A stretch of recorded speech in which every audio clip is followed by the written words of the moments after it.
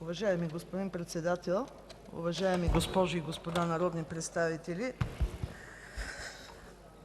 За да може волята на вносителите да бъде спазена, предлагам в ал. 2 след извършените проверки в едномесечен срок и влизането в сила на този закон, резултатите и протоколът да бъдат оповестявани публично.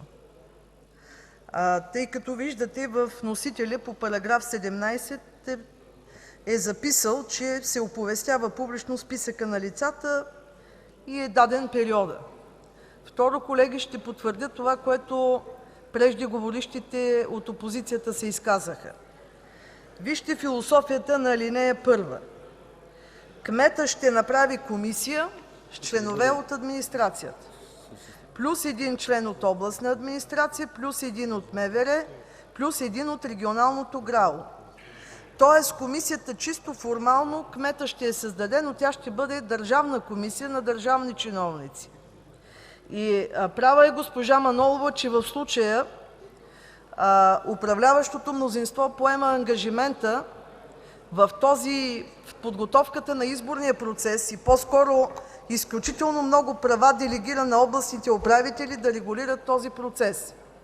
Заедно с това областните управители ще готвят и бюлетините, и комисиите, и ще имат други функции, които са по Избирателния кодекс, което мен ме притеснява. Затова продължавам да твърдя и настоявам, господин Председател, по ал. 1 отделно да се гласува, че отпада в случай, че кметът не издаде заповедта по изречение второ, да се издаде от областния управител. Че как няма да издаде кмета заповедта, когато в комисията му има 3 държавни лица – представител на областна администрация, на МВР и съответно на ГРАО.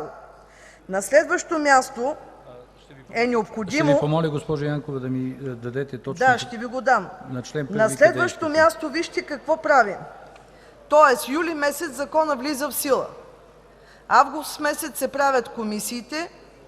Септември месец, когато, ако приемете публично, се оповести списъка, всички лица, които отпадат от регистрациите, където са ходили и са били на екскурзия като кандидати за гласоподаватели, ние ги задължаваме да си подменят личните документи.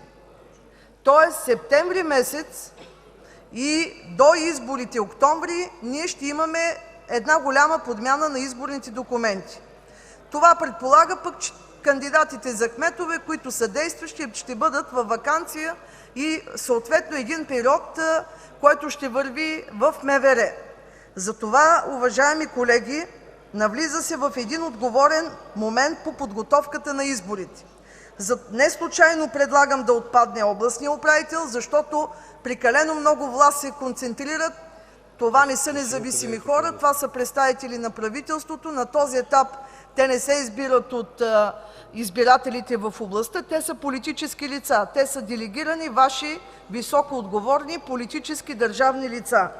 И на следващото място държа, господин Председател, след малко ще Ви напиша писмено, къде да отпадне областният управител и публично да се оповестяват тези списъци, да има граждански и политически контрол върху дейността на тази комисия.